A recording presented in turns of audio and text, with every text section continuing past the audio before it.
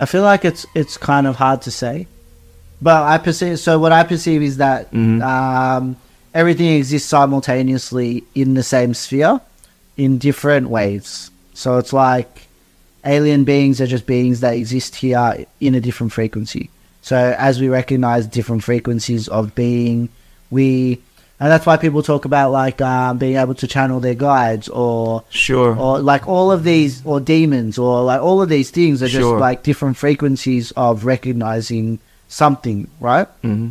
So it's the same with the UFO things. It's like, I don't know, is it local? Is it local? Well, like, is it really that far away, from the perspective of like the UFO disclosure, they're actually talking about like the people that have been coming out to talk about this thing. They're talking about these beings actually being like, when we talk about UAPs, that's what they're called now.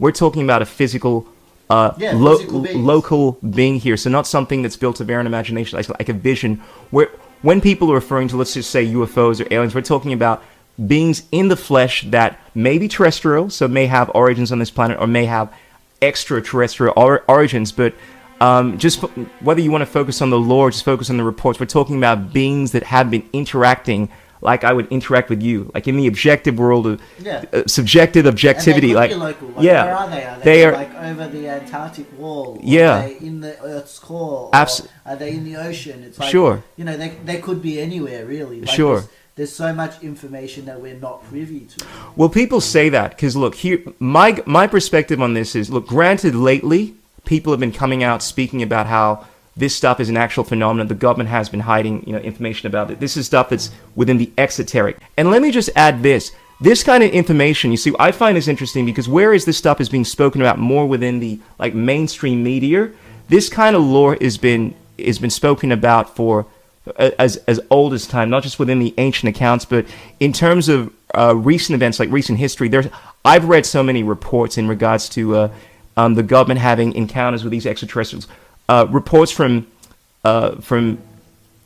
like people that had so much to lose in regards to this. Like, there is so much documentation on this topic that the idea of it being something that is delegated to the realm of like just hocus pocus just seems intangible for me. Like, as a kid, I went through thousands of documents. A friend of the family was able to get a hold of actual confidential. It sounds far-fetched, but they had confidential written over all of the documents, and I didn't realize the significance of it until much later on. But basically, my dad and I, we spent years going through all of these reports, right? Now, some of them seem very fanciful, but some of them are very much in line with the kind of stuff you've been hearing now. People having close encounters with these beings, and it's such a widespread event. I mean, I've seen what we call UFOs. Like, we're talking about unidentified craft that fly at speeds that to my recollection, there's nothing that we have that could have been able to do any of this kind of stuff. And there's a well-known report. I lived in a place called Westall, right, just a few years ago. And there's an incident that took place. It's called I think it's the 1966 Westall incident. And it's one of the biggest UFO sightings in history, where a whole schoolyard, right, saw this UFO. And it's incredible because, as you'd expect, these men in black suits appeared to try to cover up the information.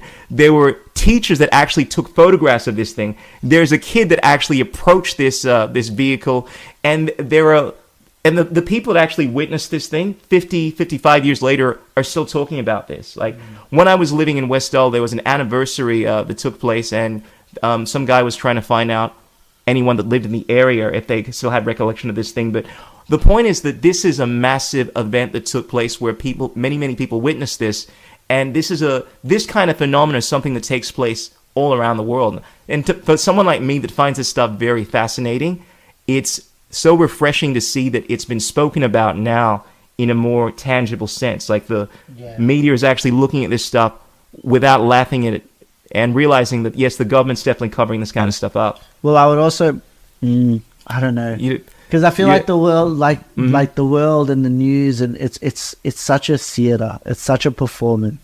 Oh, 100%. So it's okay, well, why is it coming out now? What is it trying to distract from? Or why? It's like, they're all like magicians. It's like, well, why are you trying to get me to look over there? What are you doing with the other hand?